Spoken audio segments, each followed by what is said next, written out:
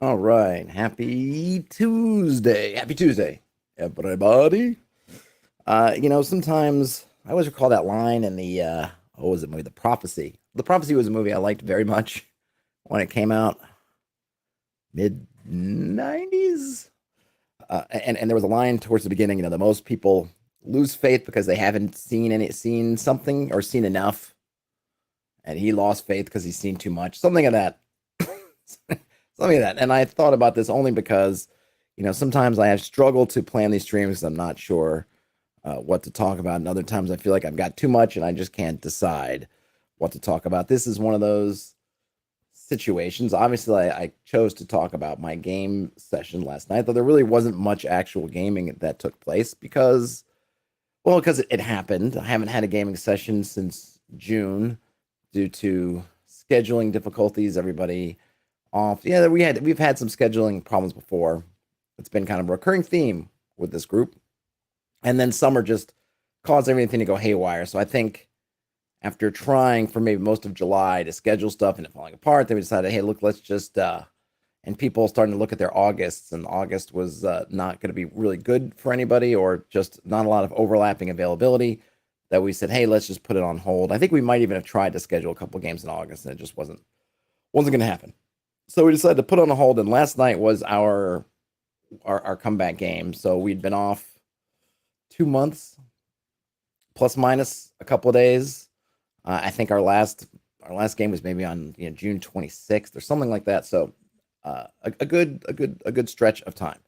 Now they didn't ask for this, but I decided to, rather than just start from jump or try to start with a recap, is I decided to have a little bit of a kind of a session zero reset. I think I've called it in the past rolling session zero. Basically, I said, okay, listen, we were, because the game, the way it stopped, or the point we were at was, if we had to close us off this campaign, if we wanted to start something fresh, this was kind of a good breaking point where you could just leave it as things had lined and people could just walk off into the sunset, and then we could kind of reset. So I wanted to take that opportunity because we hadn't played in so long, because it with the game, it's changed a little bit. Not it's changed in terms of, I think we lost one of our players quasi permanently. Not sure if they're going to come back or not, but they hadn't put any kind of timetable on it. I'm not sure if they're going to come back. So there was that change. Their characters are kind of, the situation in the game is kind of laden with they got a lot of baggage going on right now. And I was cognizant of all these factors. And what I wanted to do was really to let them know they have the choice, give them the choice, and really talk about, what do we want to do from here? Do we want to just continue what we were doing? Do we want to change things up? And I wanted to make sure they kind of knew they had this option available to them, if only to discuss it. That it's okay to say, hey, we're in all this stuff, and we're things seem kind of heavy. It's so sort of, we're, they've been gashed, Gaius, which I was told, and I looked it up. That it was not pronounced Gaius, it's pronounced Gesh, something like that. So they were geshed by a dragon on a quest. They've been basically booted out of the local towns. They've got a sort of a curse hanging over them. They have their personal antagonist, who's in a spot of power. They've been running in and out of the caves of chaos, but they've been, basically they've been giving it as good as they've gotten it, but they've gotten it quite a bit also. And it's just, there's a lot of now attached to these particular characters, and they've sort of backed themselves into several corners. And the player who's gone, as they like to point out, there's a little bit of the let's lay some blame here. They're like, oh yeah, and these were, this other person's decisions. And yeah, that's true. Some of them, that particular player, you could lay some of them at their feet, because their player would always be played. They played their character very, they would just make a lot of kind of snap decisions and go with them, and some of them weren't. Some of them necessarily weren't the best or most thought out. But there was also the times I pointed out, well, it wasn't. Yes, this person did make some of these choices that got you guys in the hot water, but they were fun. I don't think anyone was suggesting that he should never have done it or whatever. It's just a matter of the person responsible for some of these no longer is here to deal with them. but that they all kind of had a hand, so to speak, into creating their current situation. But their current situation is just kind of tough. Now I'm down to two players, two player characters, some number of hirelings, and just now this kind of even sort of tougher road, because I tried to always express to them of, hey, other than the fact that you as characters, as players, even don't want to give up these things, you can leave this. Yes, the Viscount has said in his domain, his dominion, hey, we're not letting you in our two towns until you go take care of this mess that we think you made. Granted, but I always make sure to tell them, hey, you can always leave. Don't and the thing is, I would keep stressing to them, and I stressed them again last night, is don't worry about me. I'll if it comes to a point where I'm invested or I'm prepped or I'm just I'll say like, hey, we need to. I have gone through this material. I can't just give it up, or I put too much work in, or whatever, and I really feel like we should see it through, or it's not enough note, whatever. I'll let you know. But unless I say something to the contrary, don't worry about me.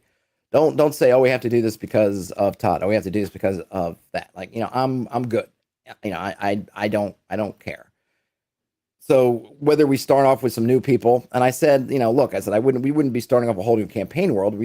You can potentially leave these guys to their fate. This will be the end of the Quarriors, which is what they called their group. This is the end of the Quarriors. These guys have been tasked, geshed by that dragon, would walk off into the sunset, do whatever, basically become NPCs, and I would figure out what happened to their story, and then you guys could start, somewhere else, dealing with other things, and just kind of have a fresh start. And I brought up the fact, so the one player brought up the fact that, hey, they're really new, and that they feel really, rooted to this character that they have, and which I totally understand.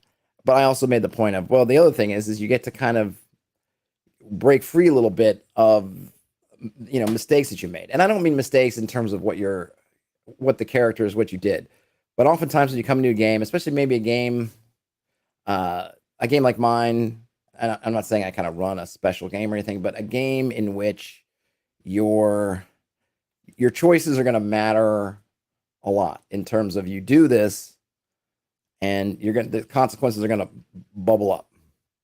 If you don't know that before, you may feel like, oh, I mess around here, it's not going to affect me over here. If I'm in over here, then I'm going to go over there, and it's totally separate. Well, that's not the case. I mean, Bogwig, their personal antagonist, who they met in the wilderness and then ended up, basically following their trail back to town, was somebody that they had an interaction with out in the wilderness. And I think this idea that, okay, whatever we did out there is just going to stay out there. And, oh, he ran away. Well, we're never going to see this person again. And, they come back a couple weeks later, and he's made all kinds of trouble for them back in town. So knowing those things, knowing some of those, I don't even want to call them mechanics, but knowing a little bit of how my world works, how the world works, may inform your decisions a little bit more. Maybe not. You probably will make some of the mistakes, and I try to tell them, they were saying that, hey, look, just because you start over and a little bit about the game, you're still going to make. I don't even call it mistakes. I think I tried to say it's not really mistakes. They're just decisions you make that have consequences. Some of it has to do with dice. There's some randomness thrown in there. There's all kinds of things. It's not like you could go back like in a choose your own adventure or something and I page 67, I should have gone left or right, and that changes the whole story. No, that's not how it would be at all. It would just be more like you may be a little bit, I guess, that wisdom part. You might be a little bit wiser in thinking, if we do this and then this gets out, like, okay, bad things are probably going to happen, because in Todd's games, if you leave these kind of hanging chads there, they're going to tend to get picked up. Something like that, basically.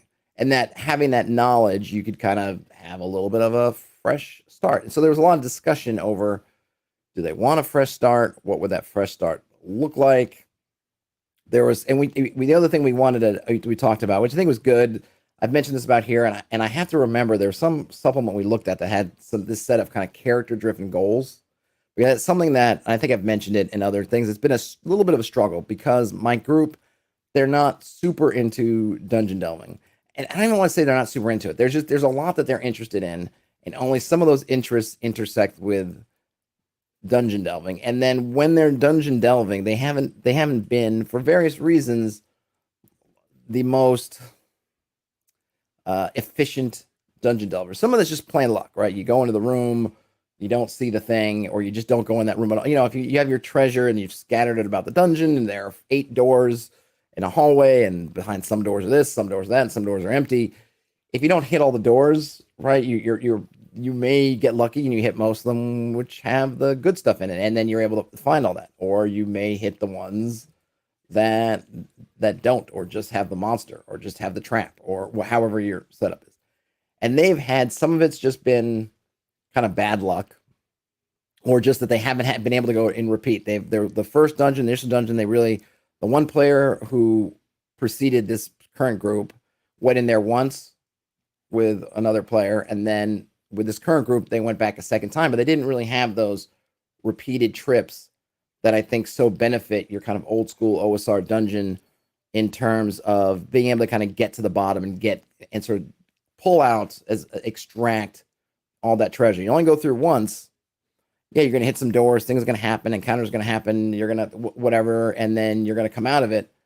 If you never come back that second time, then you might be leaving a lot of loot on the table. And so they, by hook or by crook, left a lot of loot on the table. And even in terms of the Caves of Chaos, I don't recall exactly how much loot is there, but they also left a lot on the table, just because they didn't actually get all that far. They had lots of, I sort of, and maybe this was the wrong decision. I kind of played up the goblins that were in the one set of caves, and I had other folks come down, and there were a lot of these gaps where they'd be there and then they'd be gone for a while. And so I would talk about, well, I think of the caves as being fairly active. So when a whole bunch of goblins is basically gone, then something else fills them in.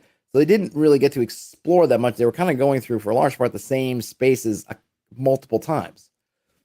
So they just didn't get that much treasure. So ultimately for them, or in the way my game has played, dungeon delving hasn't been the kind of XP bonanza that maybe it is in some other campaign, where a party is very, I don't want to say regimented or disciplined, to go through and really try to hit everything. Direct Sun says, hey, good on you, that's me, for checking in on goals, and if your player's having fun, that's the mission, really. Yeah, absolutely. Absolutely. So I've been thinking about, and I came up with some things, but I realized I'd kind of maybe not done a great job of it, of coming up with these kind of character-driven, sort of, I call it character-driven, but maybe that's not even the right word, but maybe it is, goals that they can have. So you can get loot, turn your loot into experience points.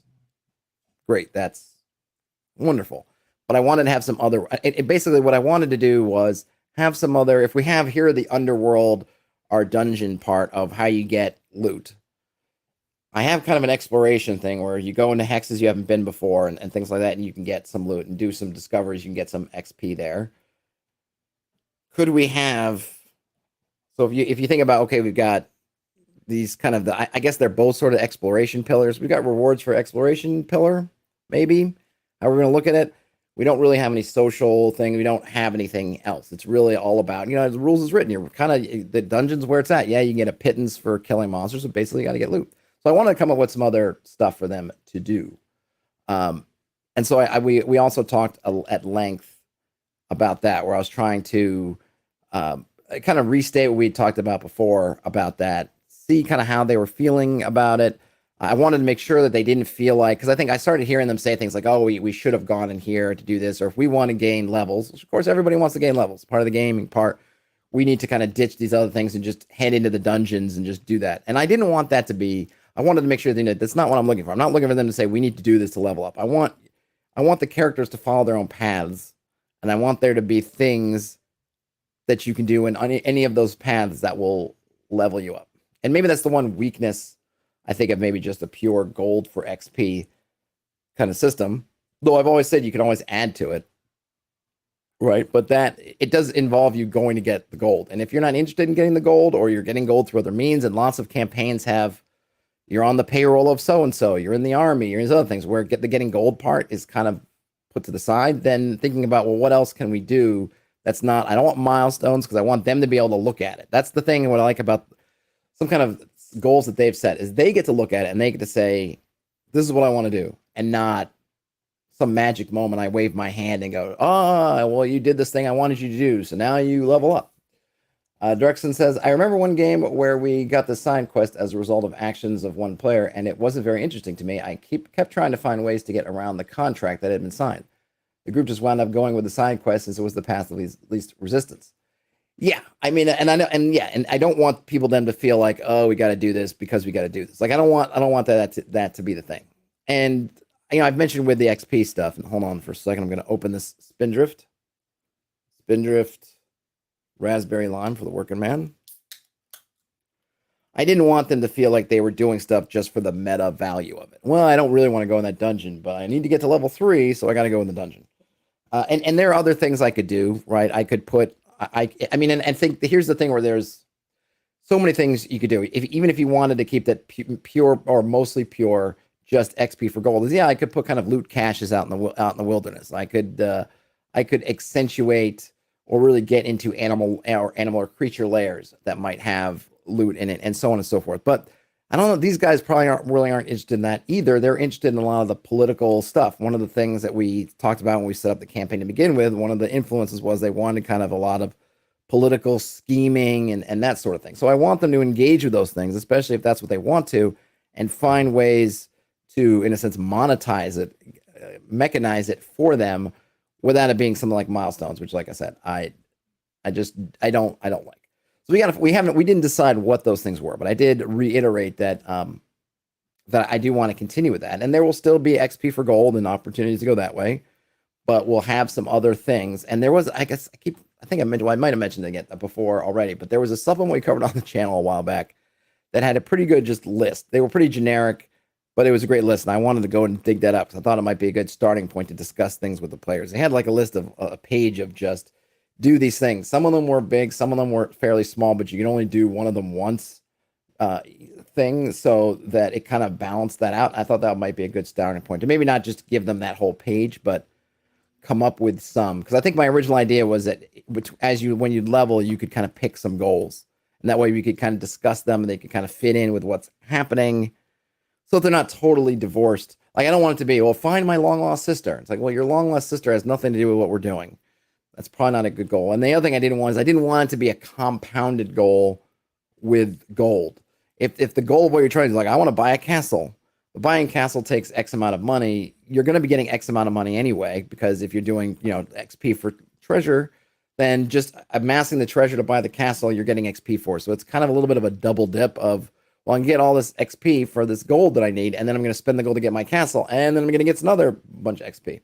So I want to make sure they're sort of separate, distinct, but kind of in the flow of what's going on. So I kind of felt like if basically each level we kind of talk about some, we'll be able to kind of continually maintain context of what's happening, but we'll see about that. Direction says, sounds like you want to overthrow this power structure. I think that's worth a level of XP. Yeah, exactly. Oh, you hate the Viscount and you want them to die. Oh, if you can figure out some way to do that, sure. That's some XP, because that's something that, it's not, I mean, you can look at it, it's almost more valuable, because not only is it not something that has anything to do with gold, but it actually potentially has some really dire consequences, even if they're successful, right? You kill the Viscount, you get him off the throne, but everybody knows you did it. Now you're on the run, but you got that level. And I think there's a lot of things you can do with that.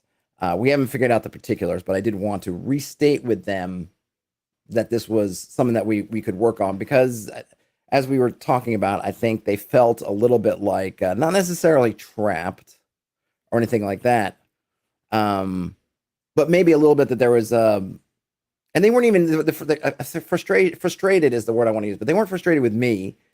They were frustrated with the fact that, they hadn't really done a good job delving. One of the players said they started mapping. They're like, yeah, when I first started, I didn't really understand the importance of mapping, so you can look at the places you've been in a dungeon and the places you haven't been, because I don't give them any maps.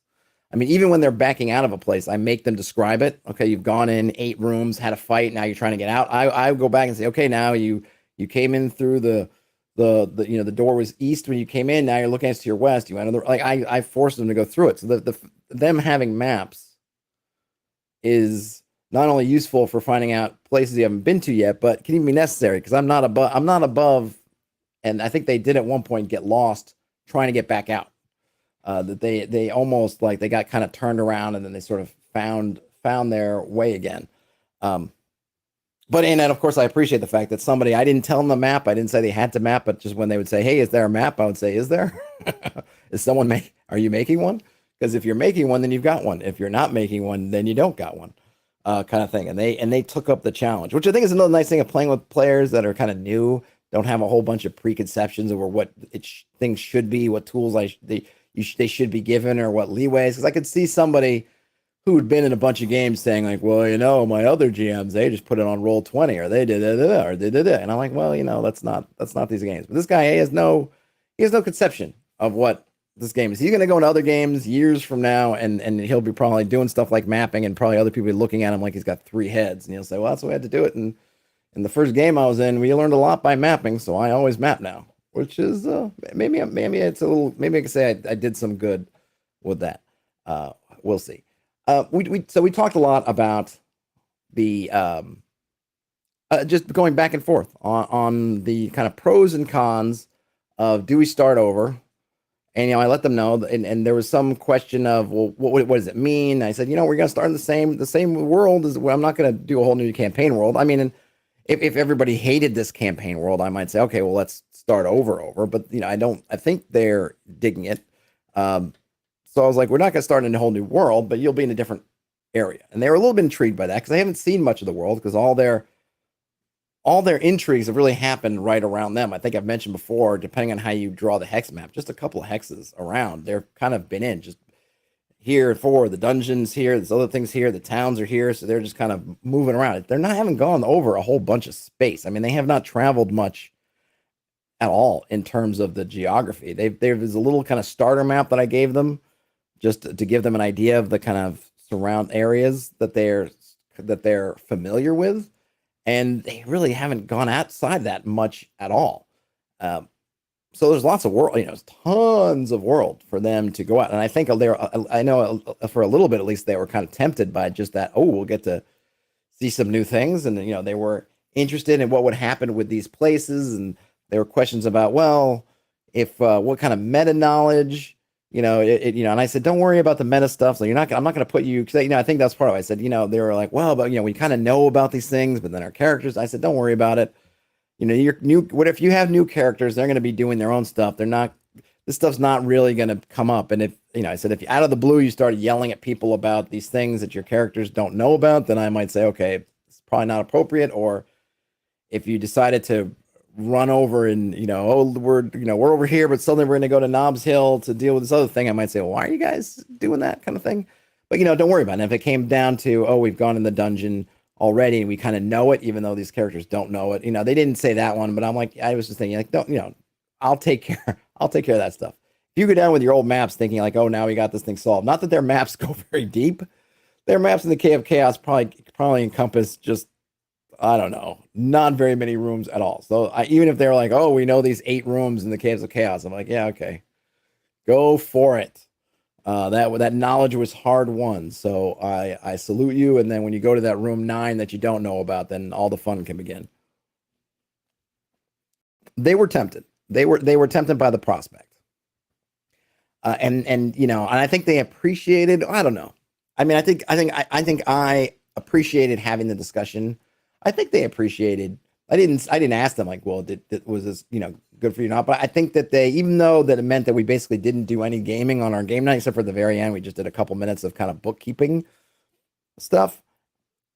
I think it was valuable to be able to talk them through, walk them through, have that kind of reset, have that conversation of, hey, it's because the last thing I want to feel is that someone just thinks that they're just obligated to do these things. We don't want to do this, but we feel obligated to do it, so we're going to do it.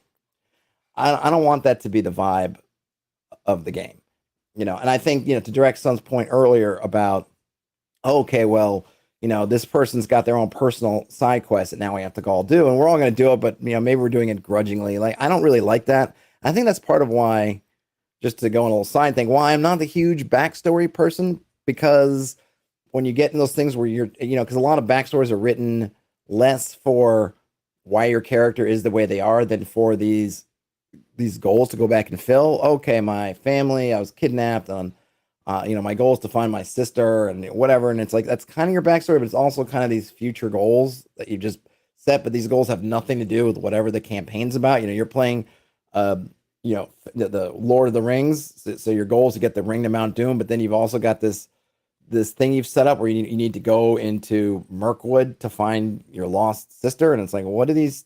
If Lord of the Rings thing is really important, why are you running off to find your sister? I mean, if Sauron wins, then it's not going to do your sister any good one way or another, kind of thing.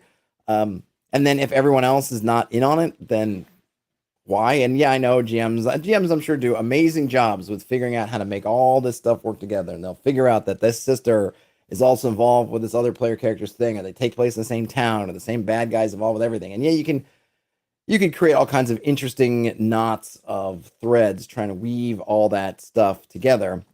But ultimately, you run the risk of having people along for the ride on these things, and they just don't care. I as a player don't care. I as a character don't care. Why am I doing this? I'm only doing this because the rest of the group is doing this, and I don't want to be a jerk and just fold my hands across my chest and say I'm not going because I don't want to go, so I'm going to go. But I'm not really enjoying it, and I might, even though even despite myself, maybe bring some kind of negative energy to it, or just not positive energy, because it's kind of a drag for me. Like, oh, we got to go do this, and I'm not really involved in any of the social parts because it's all this person in their hometown or whatever, blah blah blah, right? Um, and so yeah, I think not having those in a way I think is helpful, and hopefully your players get really involved in the stuff that's happening in the campaign and not in all these things that are just personal to them. But it works for people. I'm just saying, maybe for me, I think even as a player, I don't love it. That's a whole other story. My players, their characters don't have any significant backstories. They have some like, this is their past, this is what they're doing, and kind of here they are now. So we haven't had really to deal with much now. Most of this, the goals and things that they have are ones that are driven by the events. And one of the interesting things they mentioned, it was a really good. I wish I could have recorded it or something, just because it was a really good self-reflective moment where they were kind of recounting like maybe things we would do differently in the next time. And that was like, not shout from the high heavens that we're heroes, like not proclaim ourselves to be heroes and do that stuff, like maybe play things a little bit closer to the vest. Because one of their things, I don't want to say it's their downfall, but it added some really delicious levels of irony into things. It was that they were really doing a lot of self-proclamation as the heroes. We're the warriors. We're the good guys. We're here to help you out. We're da-da-da.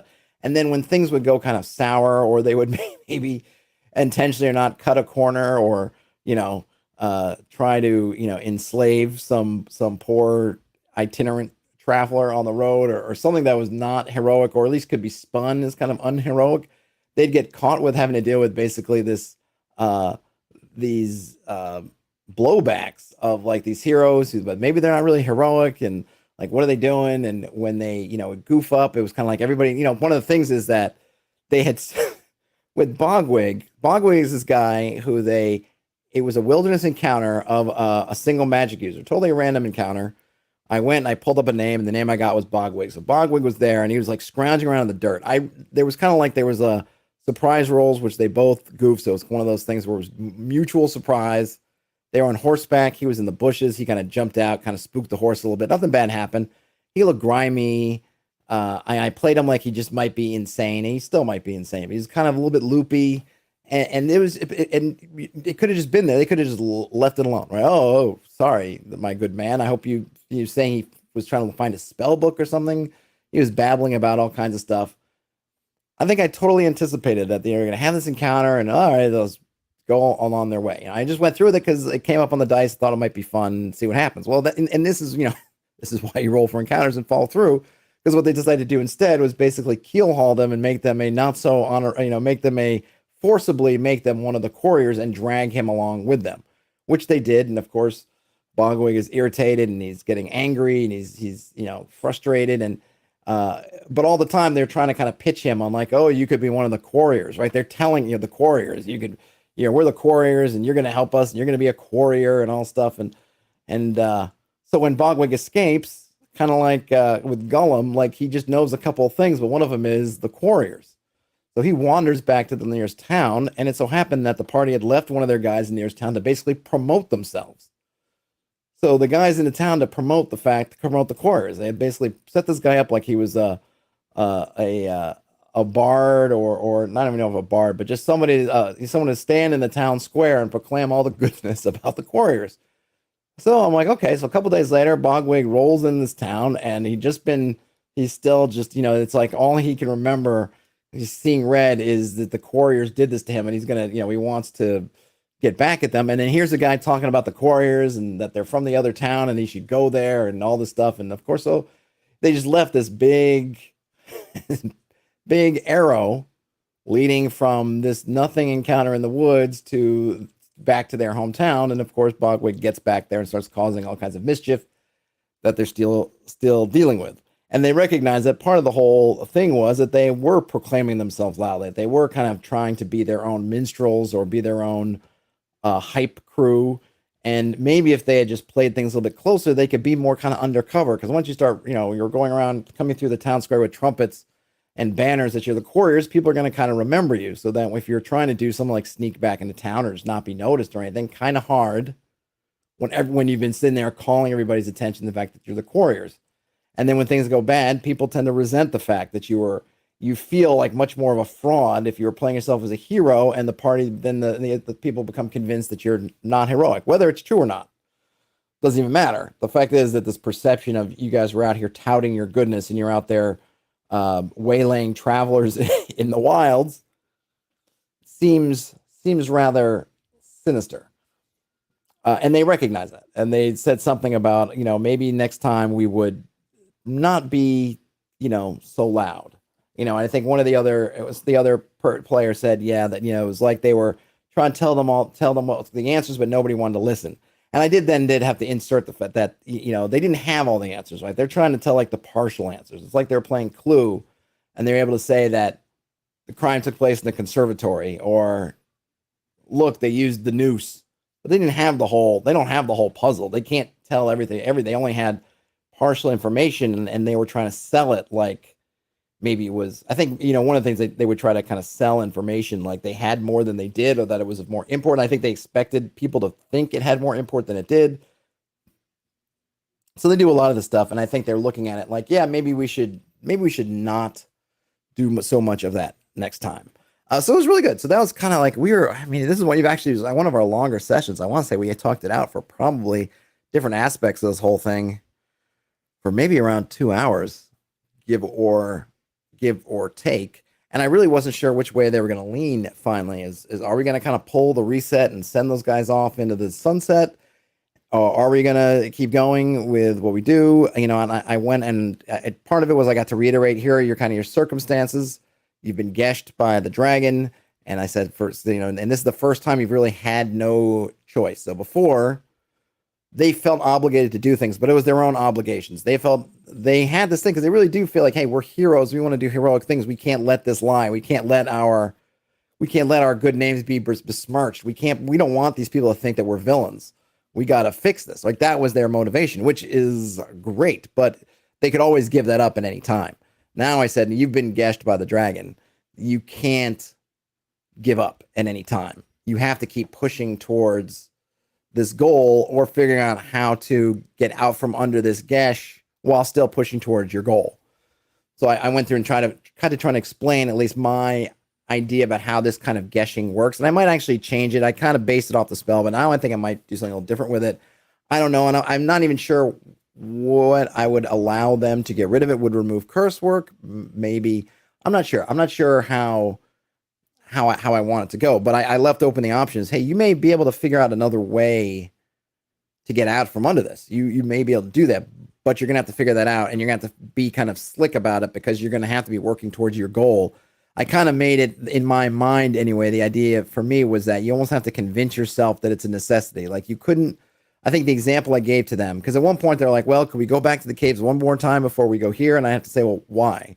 You have to convince yourself of why going to the caves is, or going south, which is kind of what they know. They have to go south and find this mountain.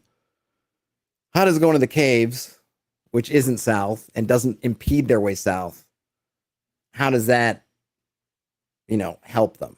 Like in like a really necessary way, not just like in it would be positive. And they were like, well, maybe we need more men. It's like, well, you can find more people other way. Maybe we need to do this. Well, this, you don't even know what, it's like, well, there's something we need in there. It's like, you don't know what you need yet. You don't even know what you're up against yet. Those things don't really, qualify. You're going to have to be kind of slick about it if you want to do that. But all that said, all that thing's going on. Hey, Gashrin, they decided to stay pat. They decided to stick with their current characters. Some more of that raspberry lime spindrift for the working man. They decided to stick with their characters and give it one more, give it a good old try. I think they want to kind of try to see it. They want to try to see it through, which I think it makes me feel good because it makes me feel like the scenario and everything set up is meaningful to them. They don't want to just let it go. It would have been easy. They're only level 2. Not like they're leaving levels and levels on the table here if they decided to give up and do something else. They're only level 2. They could easily just say, "Hey, you know what? F this noise. Let's start over. We'll start from scratch. I'll make a new guy. We know what we know. We do it. Great. We'll leave all this horrible curses and bogwig and all this other nonsense behind us, and we'll go do something else, and we'll see about it." But they didn't. They were like, "No, we want to try to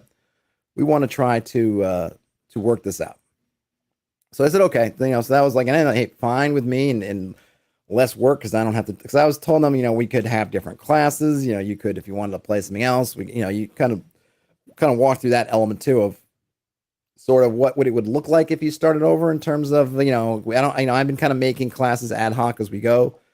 So I'm like, well, if you wanted to do this, and they were talking about, they don't have a lot of healing, and they felt that that's kind of held them back a little bit. And I said, yeah, there's not a lot of healing, just the way my world is. There's not a lot of healing. You got to kind of find the sort of the healer in the woods, or the druid, or the whatever that can do things, or a friendly cleric that's got kind of spiritual healing. Yeah, you're not buying a lot of health potions in ye old adventurers shops sorts of things.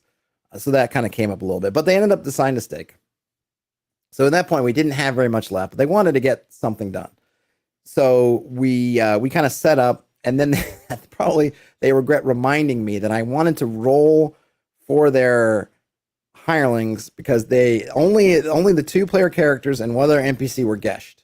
Everyone else was just kind of left as is, looked at as like, okay, you'll not important enough, and you look like you're hired help, so I'm gonna leave. I don't care about you, sort of thing. So way back when, I decided, oh yeah, let me roll to see with this what's going to happen with the non-geshed hirelings, to see if they're going to stick around for this or if they're going to bail. And then I was reminded of it, and I said, oh yeah, let me do that. So I rolled some dice, and 2 of their 3 hirelings decided to bail out. And immediately one of the players goes, oh, I knew we should have just given up. Because they'd lost part of their workforce. And I in the fiction, I had them just kind of like they'd been informed of their grand new plan to follow this dragon's instructions south, away from their homes and everything, into further unknowns, while they're still kind of not, if they stick with the couriers, they can't go back home. They can't go into the towns. They're kind of locked out. Now they want to be sent to parts unknown. These guys were just not feeling it. They're tired. They want to go home. It's not even so much the trekking, but I think it's the fact that they can't really go home, and then this quest that they're going on doesn't even seem like it would directly relate to them being able to go home. I think they feel like individually grow their beards out, kind of lay low, and people won't even remember they're part of the couriers because they're not the core group. They're just some hired hands. Maybe even people don't even remember they're part of the couriers now. So if they go in on their own and they kind of cut bait with the PCs, they can probably recover. But if they hang around with the PCs, it's not looking like anything really good for them that they can see. And that's kind of how I pitched it. I said, yeah, that's pretty much what they tell you, and the other thing, sometimes, often I don't usually like to get into the voices of the characters. So I will say something, and this is just my style, but I think a lot of people have trouble when they're like, oh, I don't know all the voices and stuff like that. I will just cut through, and I won't even I'll just say, they say something along the lines of, and then I'll basically give the spiel like I did here. Oh, they mention how they want to go home and this or that, so I try to get to, if I don't want to do a voice or I don't want to get into the word for word dialogue, I do try to give them like, here's kind of the end result, or the core of what they're saying, even if I'm not giving it in all their kind of language. So if you don't feel like you want to give a voice or do a speech or something, feel free, I think, to do that. I think it works just as well. And the party did something interesting. They didn't fight it. They didn't say like, well, we demand you stay, or they didn't draw swords or anything. They paid them out. So that was the one other thing. They had a pouch of coin they hadn't counted yet that they found.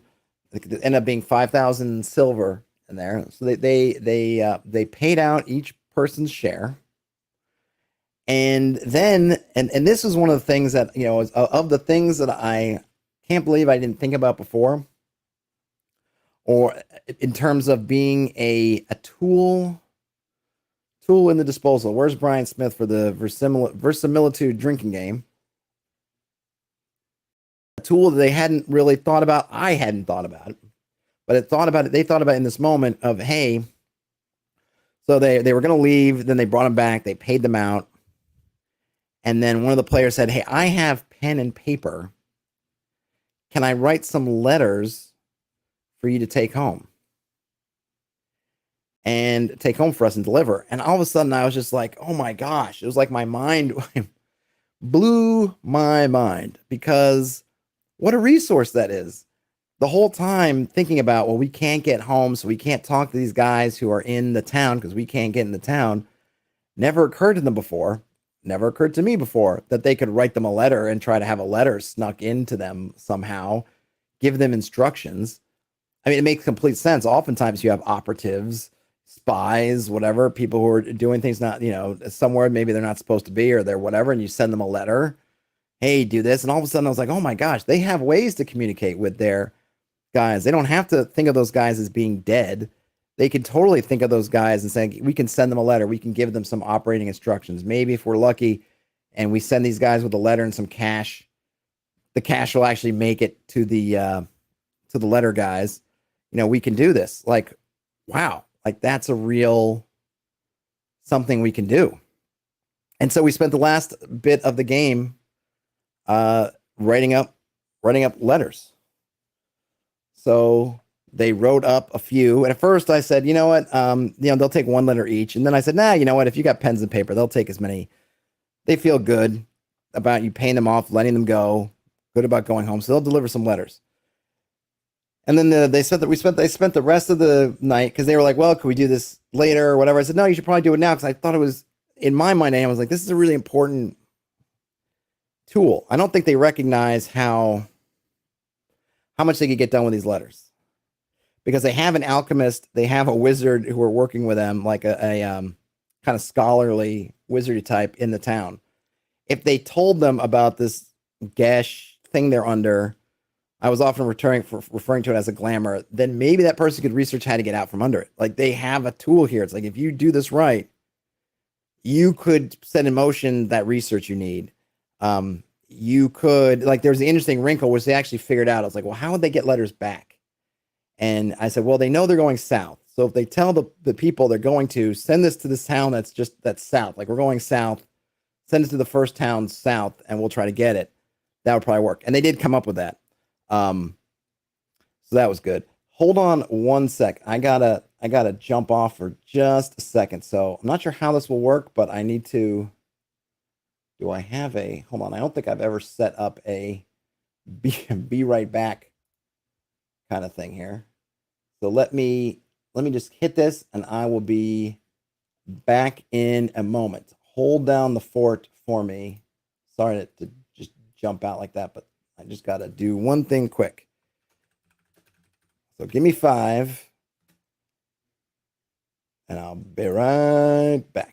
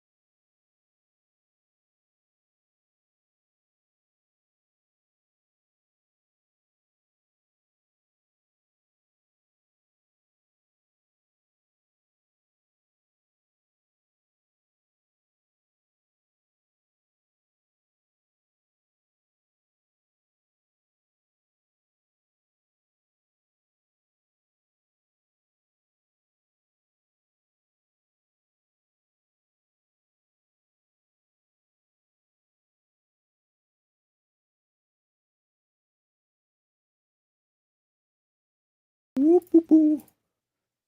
All right, I have returned. Sorry about that. Oh, look at that. Puzzle Dungeon last week. Puzzle Dungeon was really good, by the way.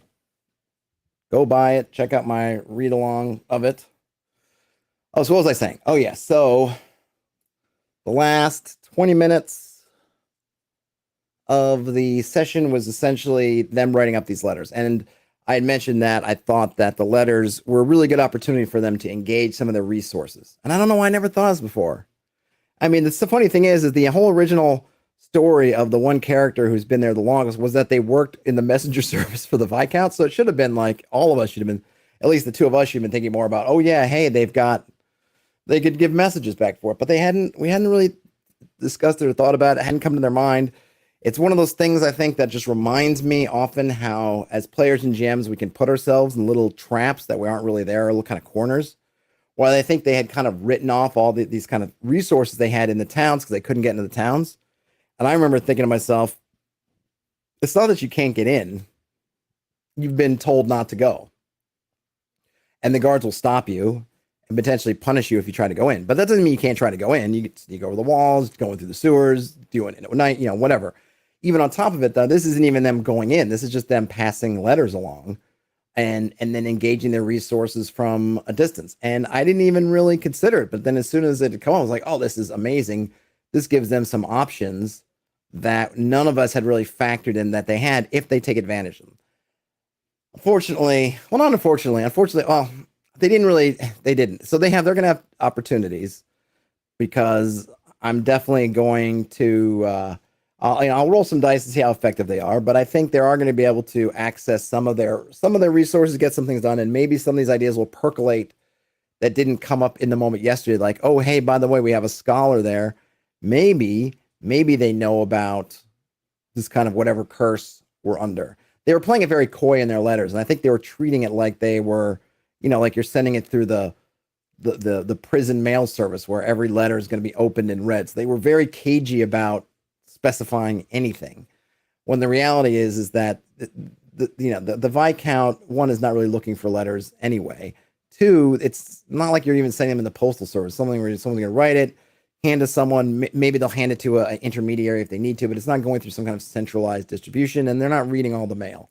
So you put all this stuff together, and it's not like you have this high chance that the Viscount's going to stop your letters from going through or read them or whatever. But I think they were still kind of writing these like they're really afraid that the Viscount's going to be listening in and potentially blocking them or countermanding them or whatever, which I don't think is really, I don't anticipate that being much of a factor. I mean, it could be down the line if they send their operatives to do something and they become kind of known and, maybe they get watched. Maybe you might have some more skullduggery going on. But for now, I think that's pretty safe. Brian Smith says, never underestimate the Postmaster General, which is true. You never do want to underestimate the Postmaster General.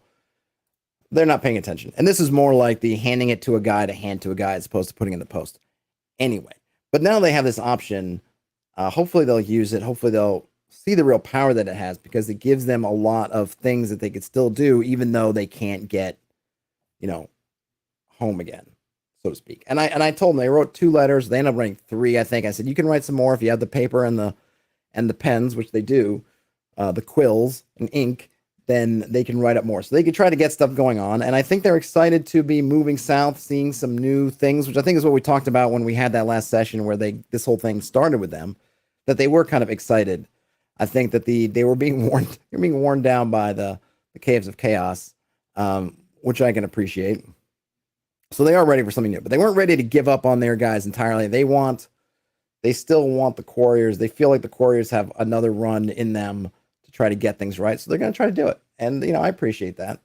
And I think the fact that they wanted to stick with this, it makes me feel, I think there's moments when you're a GM that make you feel good. Obviously, it feels nice if somebody says, oh, this is a great game, or, I really loved it, whatever. But I think there are these little moments that make you feel good.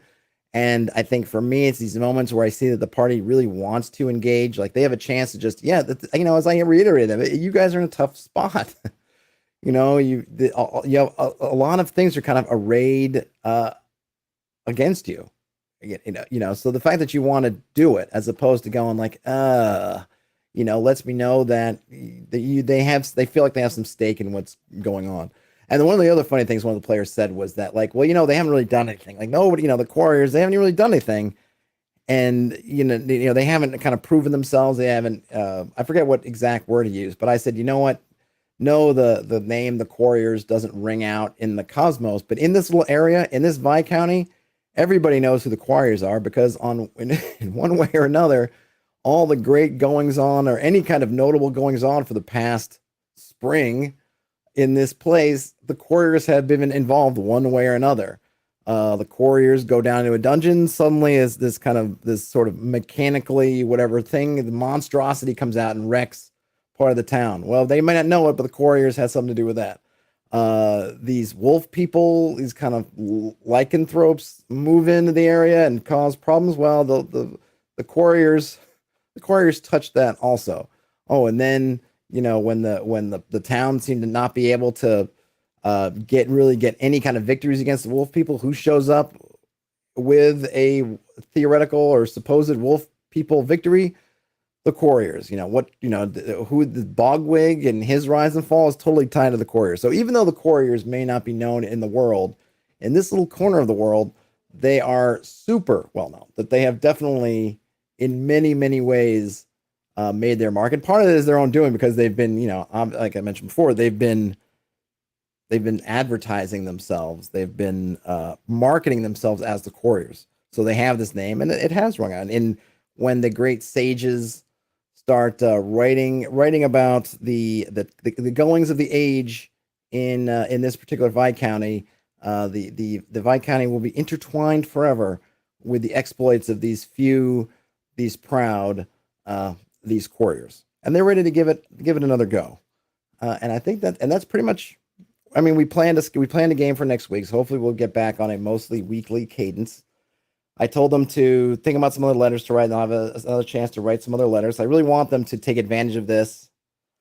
They have these people here who can deliver them. They won't really have another opportunity to hand somebody fairly trusted with a letter for a while until they get to kind of a major town where people take that stuff seriously. They're probably not going to want to give letters to random farmers and types to deliver. So I want to give them the full opportunity to use these two guys who, even though they're leaving, and I even thought about, well, they're leaving with a kind of a good feelings about the Warriors, so that maybe they could get reunited. Maybe they might even become kind of some other kind of connection with the Warriors. Maybe these guys will show up in some further ways. And because the party left them, treated them right on the way out, right? Treated them with respect and dignity, that maybe they're not their hirelings anymore, but maybe there'll be some other thing in their future. So some other fun things to explore. And for the first time, kind of in a positive light. Maybe this will go some way towards the easing of the curse that they're under because they did something good that they didn't have to. They didn't have to pay those guys off. They didn't have to do anything.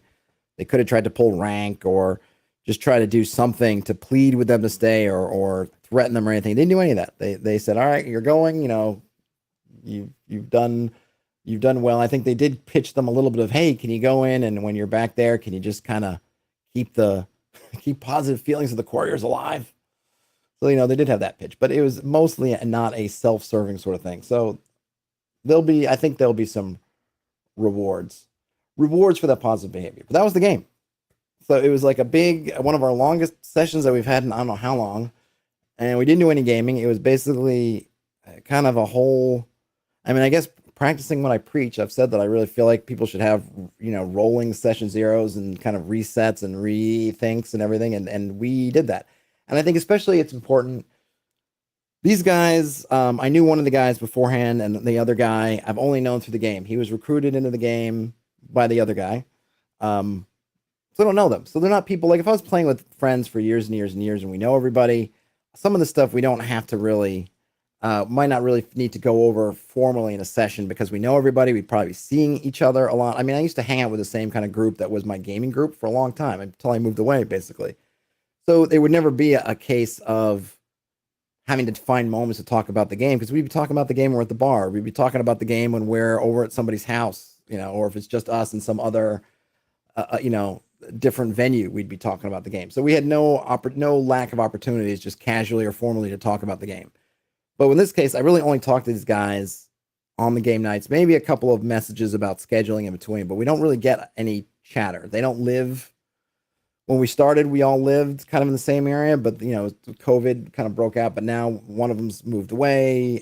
The other one still lives around here, but we don't really I've never met him in person, even though we live in the same general area. We don't get those opportunities. So having sort of setting up and saying, "Hey, let's talk about these things," I think is really important. I encourage anyone with their, even if it is with their friends and they don't get around to it, have these discussions. If you, like I did, I was kind of feeling like, or at least I was asking myself, is this getting too heavy? Do they have too many burdens? Is it becoming burdensome? Is it becoming, let's talk about it, right? Don't, and if I had said, let's just scrap the game, like if I had just said summarily, well, I think we're just going to scrap and start over, that would not have been satisfying for them, because ultimately they didn't want to do that. But I think they appreciated me thinking about it. I'm pretty sure I think I know that they appreciated me thinking about it. I mean, they really took to the conversation. Obviously, we talked about it for multiple hours.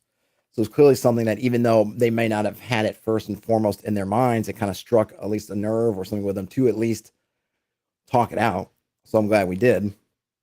I didn't make a decision for them one way or another, and so they get to have that, and we're not in a situation. I'm not playing with the types who are gonna, oh, and thank you for honoring my agency, or any goofy dialogue that one would only hear on the internet type thing. But I think there is something to, having that door open, having it be a conversation. I'm not telling them this is what's going to happen, this is not what's going to happen. I'm saying, let's talk about it.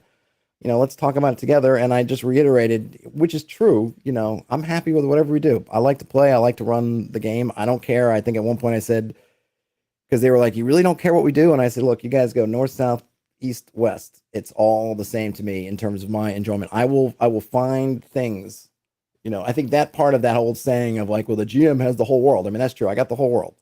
I will find something. I said, there's nothing in this game that's precious to me. And I can always bring stuff back or reference it or whatever if I really strongly feel the need to, but nothing is precious. There's always more stories. There's always more people. There's always more dungeons. There's always more everything, and I'll find it. So, let's find the thing that works best for all of us. And I know I'll have a good time regardless. So that was it. That was the game. I don't know if anyone has any questions, comments, anything before I wrap it up. Apologies for my little 2-minute break there, but I had to jump out to handle something really quickly, but I never had to do that before in a stream. Hopefully I won't have to do it again, but one never knows. I think in terms of scheduling, just since there are folks here, I think tomorrow I will do the kind of second part of the bushcraft, which we didn't get to in that first stream, which is the stuff on actually traveling around. So I think it'll be good. I really enjoyed the stuff on, I don't know if you guys enjoyed it, hopefully you did, on the kind of camping element, what to look for in a campsite and things on the fires. I mean, it got into some of the weeds that maybe I should have skipped over or gone through faster, but that stuff kind of interests me, and I don't know a whole lot about it. They're not things that I really think about. I only know what I see as portrayed, and I don't even watch shows like Alone. I think someone mentioned like everybody should watch a couple of episodes of Alone to see what camping, like really camping out in the wilds, is like. Well, I haven't done that yet, but this was definitely very informative, and if only for just giving me more context to hand off to the players. This was interesting. I'm hoping that stuff on the journeying part will be at least as fruitful in terms of giving us stuff to talk about. All right. Well, the chat is quiet, so I'm going to take that as time to head out. So, folks, if you could give a thumbs up on your way out, that would be awesome. If you enjoyed this and you're in here and you're not subscribed, if you feel like subscribing, that would also be awesome. Otherwise, have a great rest of your day or night. Whenever you end up watching or listening to this, everybody, I'm not sure what the cadence should be for your rolling session zeros or kind of game resets or anything, but you should put some on the calendar, maybe once every couple months. Just good to kind of talk things out. If you think issues are cropping up or going to crop up, maybe just talk about them. Maybe they can be avoided. In any case, game on, everybody, and I'll talk to you later. Bye now.